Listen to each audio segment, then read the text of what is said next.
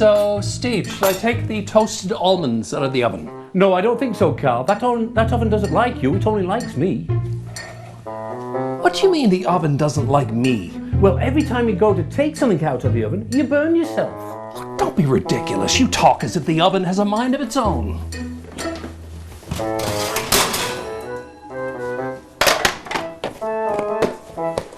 See? No burns. Yes, but you left the oven door open. Oh. Ah! Oh! Ah! Ah! Ah! Ah! See? I told you so. Yum, yum, yum, yum, yum, yum, yum, yum, yum, yum, yum, yum. Hi, everybody, and welcome to another edition of One Chef One Critic. I'm Karl Wells, food critic for The Telegram. And I'm Chef Steve Watson of Central Dairies. Well, Steve, while I'm nursing my little burnt hen, perhaps you can tell us all about ovens. It's one of the most important appliances we have in the kitchen, probably the most important, but they need to be used effectively, correct? Absolutely, Karl. What I like to do is really like to plan ahead what I'm going to do when utilising the oven, just like using the top of your stove, so to speak. There are many shelves in the oven that you would like to utilise. You could be baking, you could be roasting, you could be reheating casseroles, you could be roasting, and even Yorkshire puddings at the same time as well. So yeah, so the idea we're trying to get across here is that once the oven is heated up, if you have everything prepped and ready to go, say you're cooking on the weekend for the week. absolutely, which many people do. You can do a whole bunch of things all at the same time without wasting the energy from the oven once you've got it heated up. So here you go, folks. You've got all of these shelves. These could be all individual things that you are baking at exactly the same time. Exactly. All it requires is a little bit of planning. And thought, yeah, as you go ahead. And you don't waste any of that precious energy. Well, coming up in the program today, our special guest is Sabrina Whyatt. Sabrina is a person of many talents. She's a crab fisher. She's an entrepreneur for sure, but she's also a singer and a songwriter, and at one time she was even a news reporter. So lots to talk about. What are we going to be making with Sabrina? We've got some beautiful salmon steaks for Sabrina. We're going to be marinating them with a little bit of soya and ginger. Ah, lovely. And we have Brenda O'Reilly with us today. Brenda is representing a new restaurant called Mussels on the Corner, and I hope she's going to be making mussels. Stay tuned. For a complete listing of One Chef One Critic recipes, wine lists, and more, check out our website. Let us know what you think of the show at 757-9600. And it is our pleasure to welcome the lovely Sabrina Whyatt to our kitchen. Hi, Sabrina. Hello, thank you for having me. Wonderful. Well, it is our pleasure to have you. And we are going to be, not because you're here, but we're actually cooking fish. I know you fish sometimes for a living, but we felt like salmon anyway, so that's why we're Absolutely. having it. So what we're going to be making, Sabrina, I've got some beautiful salmon steaks there, as you can see. We're going to marinate them with a little bit of soy, a little bit of ginger, a little bit of lemon juice. Then I'm going to get you to grill them. And whilst they're grilling, I'm going to be making a mango chutney to go with it along the side of it. Wow. And Karl's going to be cooking some rice there with a bit of wild rice in there and some almonds. I guess I am. Absolutely. If you say so. Indeed you are, Karl. Indeed you are. So Okay. I will just put a little bit of soya sauce on there. I'm going to put a little bit of olive oil as well.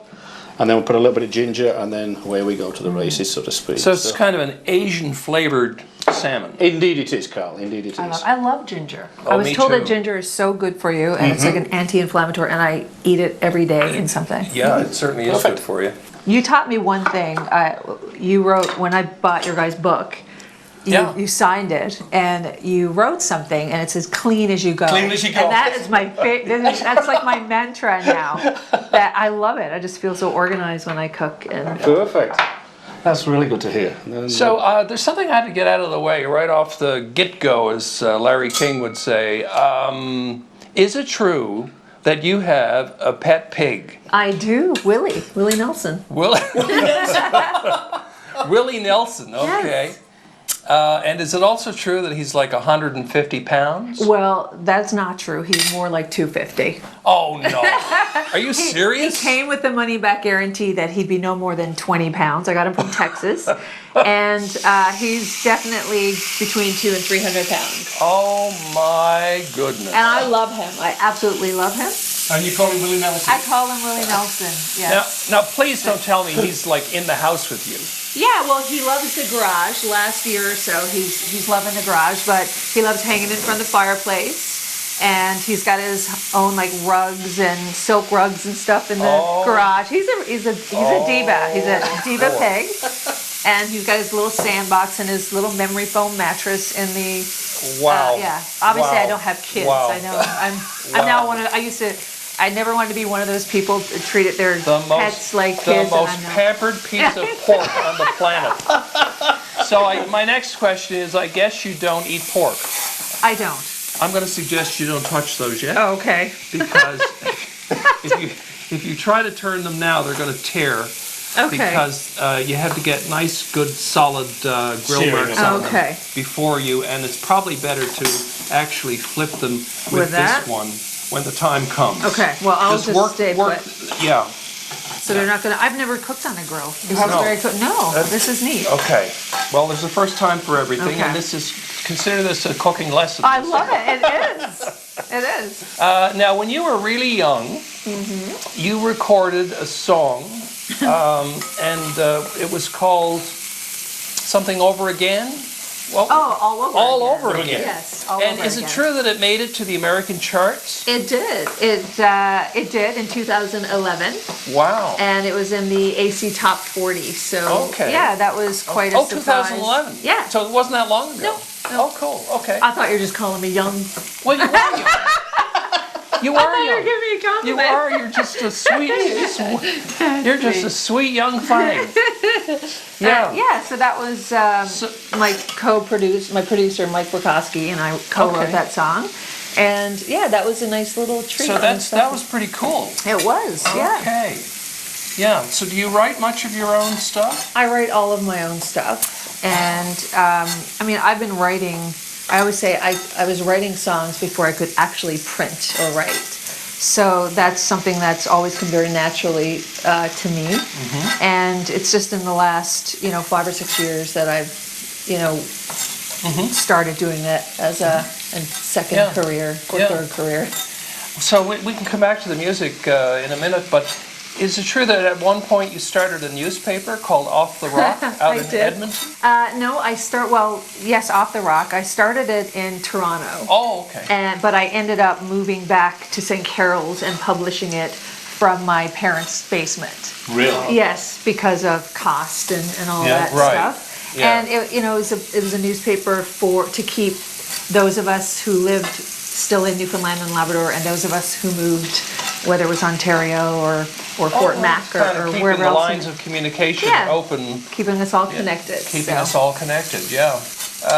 And was that like a rewarding experience for you? It was a learning experience. It was an incredible lesson in entrepreneurism and work ethic, because I don't think I've ever worked so hard. At the time, I was crab fishing too, so I would be actually laying out the paper on the 24-hour steam out and doing stuff on the way back. I would sell the ads, and I had writers, but I had to edit everything and lay out everything, and then I drove to Grand Falls from the Northern Peninsula every month to publish it, because it was not in the age of click a button back then, so it was all cut and paste. So that's what you call it when you go out to the fishing ground, I guess. It's a steam out and steam out. And steam back. Okay. Yeah. So, and that's quite a long steam when you're going over 100 miles offshore. Absolutely. So there's a lot of time. So you have your time on watch for, a couple of hours or 3 or 4 hours. You break it up between everyone, and then,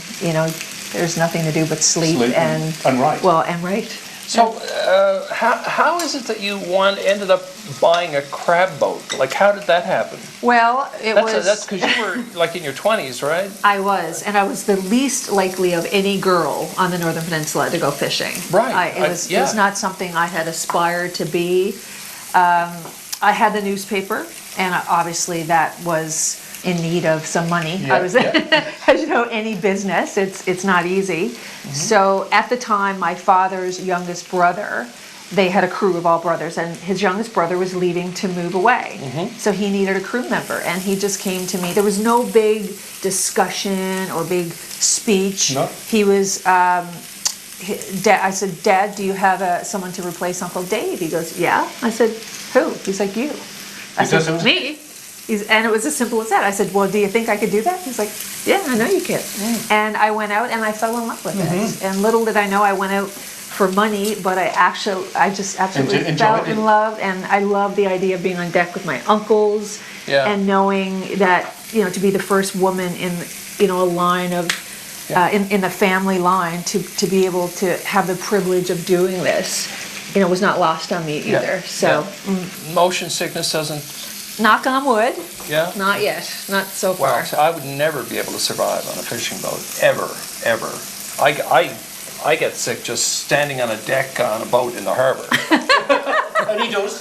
I do. I'm serious. Yeah, I have seen seasickness, and it's not So pleasant. did you have to raise the money to buy the crab boat yourself? I did, yes, I did. So what did the bank say when they saw you coming in? Well, I was 28 at the time, a 28-year-old single woman with very limited experience in the Right, fishery, yeah. and a journalist, because Yeah. At the time that's what I was doing. Yeah. And it was not easy. I had to go knock on more than one door. I bet. But over the years, it's become, there was the fisheries loan guarantee program from government that there's all sorts of avenues that you could draw upon. So I did, and over the years I've expanded and bought up more enterprises, and here I am. Let's see. Now. Let's see you turn that over. Okay. So I would hold my finger there. Okay. And Just flip it over. okay. Now I don't. straight up. Okay.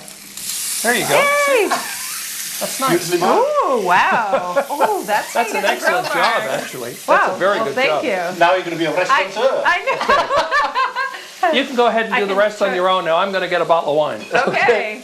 Perfect. Wow. This smells delicious. It's holding up really well. Nice. Oh my goodness. Now, that one's I- just beautifully marked, isn't it?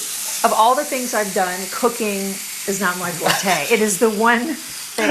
I have two sisters, and they're fantastic cooks and bakers, and that gene just missed me. Good day to you, Martin Verhoeks. Nice Hi, to Karl. see you. Good seeing you. Well, as you know, we're cooking Beta Spare soy salmon steaks today.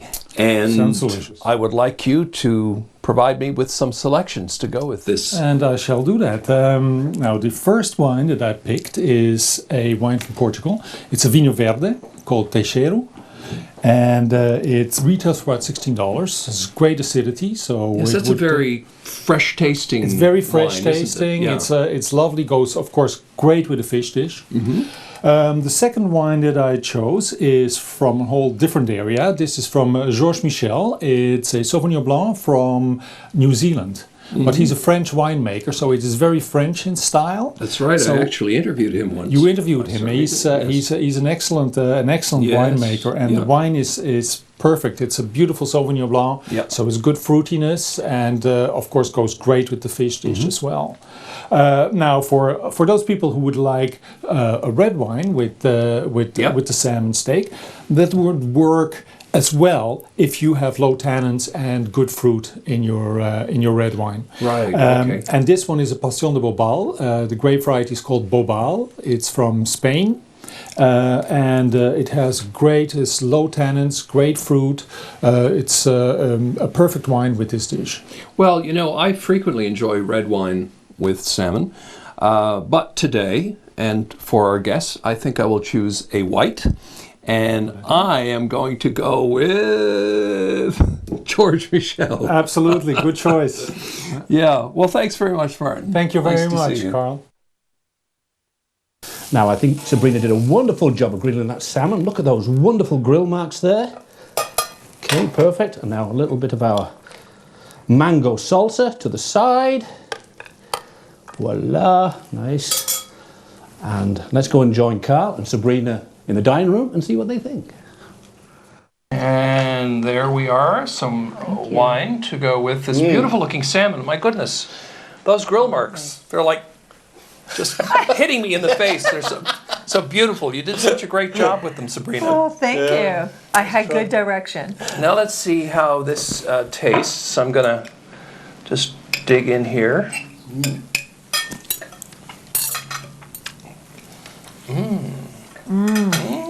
Mouthful. That is nice. I like that soy sauce glaze too. It's gone right through it. It's really, really good. Yeah. I just want to show everybody your book. Sabrina Whyatt, The Woman I Am. What kind of woman are you exactly? A multitasker. Is this kind of like I am what I am? Take me as I am? Yeah. What was that like, writing a book? Did that kind of let you release a lot of demons? Yeah, it was That sort of very thing? cathartic Yeah. and very tedious too, I'm sure, as you know. I've done so many things and I've accomplished so many things. That's kind of been always my thing. I'll accomplish this and then get to the next thing. And I very seldomly take time to reflect on what I've done or appreciate that I've done and be proud of myself for things I've done. So this kind of forced me to sit down and say, well, you know what, you haven't done too bad. And that's kind of what it was for me, a moment to kind of reflect on That's some good. of my family too. Yeah. Yeah. Now, you are, I know you're a very spiritual person. Yeah. And you do retreats, and didn't you like climb Mount Kilimanjaro or something one time? I did, Yeah. and Really? yeah, I did. 2008, I think it was. Yeah, I did, and I did it in a snowstorm. I'd Wow. go figure. Yeah. Couldn't you It's leave like- it at home? Yeah. Yeah, it was. I mean, it's a week's journey, and it was quite excruciating because of we were in rain season, so it ended up the summit, which should have taken 6 hours, took 12, and literally almost up to my waist sometimes in snow every step. So it was, but it was one of those things that when you get to the top, it's like, I did it. Thank you. Top of the world. And so the air is really thin up there at the summit, right? It must be kind of hard to get your breath once you're up there. Very shallow breathing, but it's funny. I'm the eternal optimist, and I'm like a person who, I'm grateful for everything, every struggle, every challenge. So how I approached that was, okay, I've been asthmatic all my life, and to me it was like the training ground for Kilimanjaro, because where people were freaking out with shallow air, I had been used to it in my childhood a lot, and it brought you to it. yeah, it didn't panic So as how much. many hours did you spend up there before you came down? Minutes. Just Like, minutes? oh, you can't stay up there very long. It was just literally a few minutes, take a picture, had a little cry. Yeah. It's me thinking you had a boil up or something up there. At the base of the summit, we spent the night, but the summit, right at the top, just We're up at minutes. the top of Kilimanjaro. Might as well have a Tetley tea. There was no sand, there was no dish like this, I'll tell you that. Some protein bars and a bit of oatmeal. Yeah.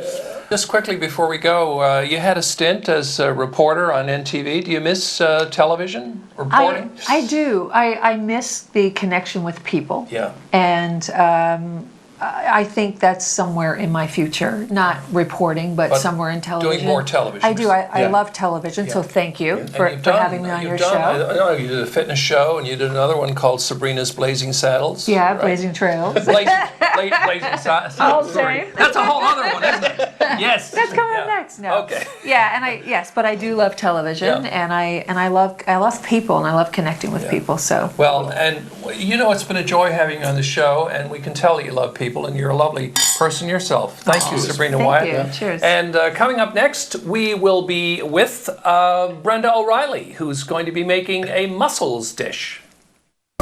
Well, Yellow Belly Brewery and O'Reilly's are both downtown spots, well known for fun times, great food, great drink, and now, of course, as many know, there is a third member of that family. It's Mussels on the Corner, a downtown Water Street venue that absolutely sells mussels in many forms, but it has much more going for it as well. And we're delighted to welcome Brenda O'Reilly from Mussels on the Corner and all the other spots I just mentioned. Thank you. And I said, I'm pretty sure Brenda's going to do mussels. It was a safe bet, I think. Yeah. Well, that's great. Well, I'm doing mussels, of course. This is one of our signature dishes. It's our pickled mussels. So, of course, because we're on TV and it's live, we we can't make the mussels here. So I'm just going to show you. We put the mirepoix in here. It's just garlic, celery, garlic, onion, and carrot. And of course, these are the rest of the ingredients that would go in here. Some parsley. Half of that, that's just for garnish. This is some red wine vinegar, of course, for the pickling. A little bit of sugar for balance. Then we've got some chives, fresh if I can find them. shortage Not of always, those. not always able to find. Some orange zest, and we have some paprika, of course, and thyme and rosemary. Excellent. And I so- like the idea of the orange zest in there. Exactly. So that would then simmer for a little bit, and then we'll add in the mussel broth from the steamed mussels, because of course I've already shocked the mussels. Because So that right was here. mussel broth. That's so that's from the mussels that I cooked, and I've already shocked them. Yeah. So basically, this would all simmer and cool down, and once it's cool, we would pour it over the. The mussels right here, and then they would sit up and marinate as you see them there in the jar. Nice. So what we're doing, one of our signature dishes is the bruschetta with pickled mussels and a fennel aioli. What I'm going to do for you guys today is serve up this is beautiful. The aioli, the pickle aioli, the fennel aioli with the pickle. Of course, the pickle cuts right through the fat of the eggs and the oil in this, of course. Excellent. Right. This Did looks you use like olive oil in there as well? I used olive oil in this Is it- one is grapeseed oil and olive oil together. Okay. So just a balance. Yeah. Of course, lots of debates over whether grapeseed oil is healthy or not. We decided it's more of a subtle flavor, so we went with the grapeseed oil. I like grapeseed Yeah. oil, actually. Yeah, there's Big, all huge kinds of fan of debate grapeseed over oil. whether it's actually healthier than. Well, it has a lower smoke point than olive oil, which is why I like to use When it. cooking, when frying, So this dish right here is it's called pickled mussels with a bruschetta with the fennel aioli, and it's Right. really quite tasty. Yeah. And like I said, the fat cuts, the pickle cuts through the fat of the I get to try first. This looks very Scandinavian, doesn't it? I mean, when you think of Scandinavia, you think of the pickled herring and all of those fishes.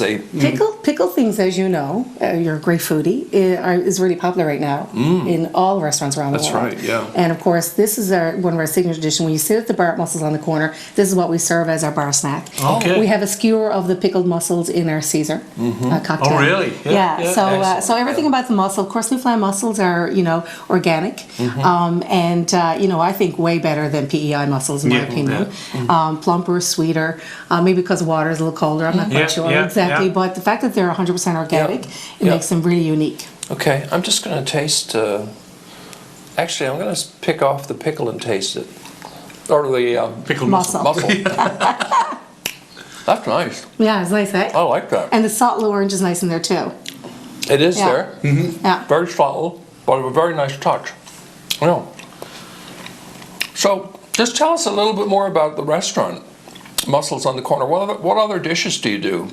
Well, of course, we do steamed mussels many ways. We have a Jig's Dinner mussels, which starts off with the pot liquor from the Jig's Dinner. And of course, then there's just the mirepoix of the vegetables that go in Jig's Dinner and salt beef. We've got an Irish one with Irish rashers and leeks and cream. Just beautiful, really decadent, right? Of course, we're doing a Thai curry. I mean, that's very popular with mussels. And many other forms of that. We also got a mussel chowder. We have a mussel and squid pasta. Well, it's a squid ink pasta with mussels and kale and really rustic, really beautiful dish. And, A lot of thought went into the whole thing, didn't it? Absolutely. Yeah, well, it's been in my mind, rattling around. Actually, I wrote the business plan for Mussels on the Corner about 10 years ago. Oh, really? I was just waiting for the right location. Great. And of course, it's such a familiar thing to O'Reilly's with the music Mussels on the, Mussels in the Corner song. That as soon as that property came available, I went, bonanza, this is exactly where I want it to be. Yeah. Fate So it intervened. marries well with O'Reilly's, and you can enter both from the other too, so that's kind of excellent. nice. Cool. Yeah. Okay, well, thanks so much for being on our show, Brenda. Thanks for inviting Great to me. have you, as always. And that's it for this edition of One Chef. One Critic. Now it's my turn.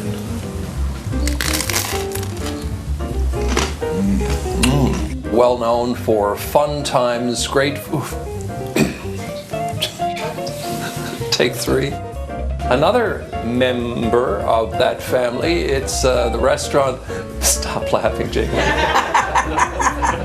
Okay, this is the first time I've ever done this where it wasn't one take. I know.